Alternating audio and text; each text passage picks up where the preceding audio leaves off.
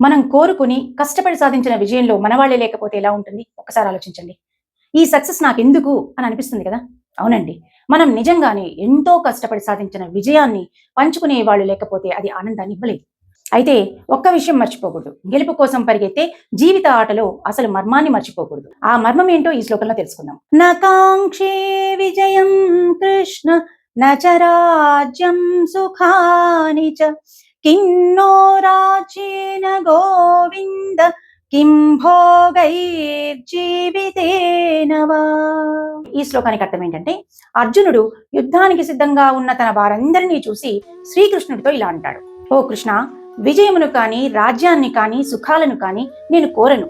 రాజ్యంతో కానీ భోగాలతో కానీ జీవితంతో కానీ మనకేమి ప్రయోజనము అంటాడు. మహాయోధుడైన అర్జునుడు యుద్ధంలో గెలుపు కోసం పరితపించకుండా దాని విలువల వెనక పరిగెత్తాడు. ఆ విలువలతో కూడినదే వైరాగ్యము. మన అన్నవాళ్ళు లేకుండా ఉండే రాజ్యం నాకెందుకు, అలాంటి భోగాలు జీవితము నాకొద్దు అనుకున్నాడు. ఇక్కడ అర్జునుడు గొప్ప విలువనే చెప్పాడు. విలువలు లేని విజయము, సంబంధం లేని సుఖము మనకు ఆనందాన్ని ఇవ్వవు. నిజమే కదా? అర్జునుడికి ఆ సమయంలో తీవ్రమైన విరక్తి భావం కలిగింది. ప్రాపంచిక సుఖాలపైన రోత కలిగింది. ఆ టైంలో రాజ్యాన్ని భోగాలను తృణప్రాయంగా భావించాడు. 3 లోకాల ఆధిపత్యాన్ని నాకు ఇచ్చినా సరే నాకు అవసరం లేదు అన్నాడు. మన శాస్త్రాల్లో ఒక మాట ఉంది, వైరాగ్యము కలవారికి ఆత్మజ్ఞానాన్ని ఉపదేశించాలి అని. ఇలాంటి తీవ్రమైనటువంటి వైరాగ్యోత్పత్తి కాలమే బ్రహ్మ విద్య బోధించడానికి సరైన సమయము అంటారు. అందుకే శ్రీకృష్ణ పరమాత్మ అదను చూసి పరమాత్మ తత్వాన్ని అర్జునుడికి ప్రబోధించాడు. మన జీవితంలో కూడా కొన్ని సమయాల్లో ఇలానే జరుగుతుంది.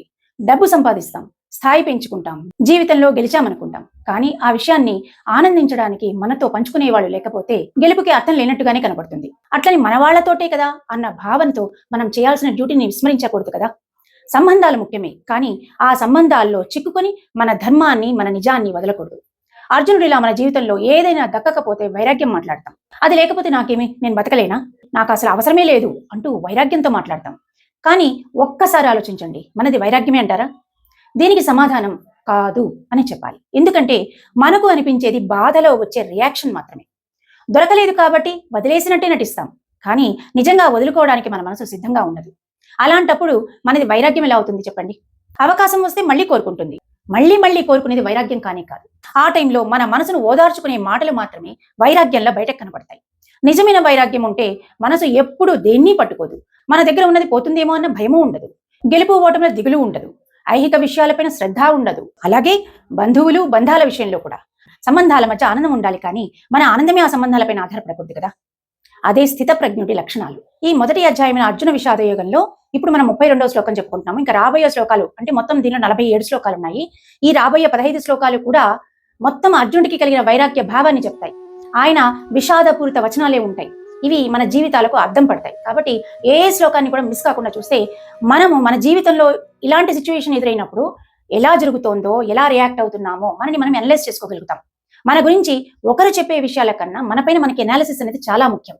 ఇది మనకి సెల్ఫ్ రియలైజేషన్ కూడా బాగా ఉపయోగపడుతుంది. ఈ వీడియో పైన మీ అభిప్రాయాన్ని కమెంట్ రూపంలో చెప్పండి. మన ఛానల్ని ఫస్ట్ టైం చూస్తున్నట్లయితే సబ్స్క్రైబ్ చేసుకోవడం మాత్రం మర్చిపోవద్దు.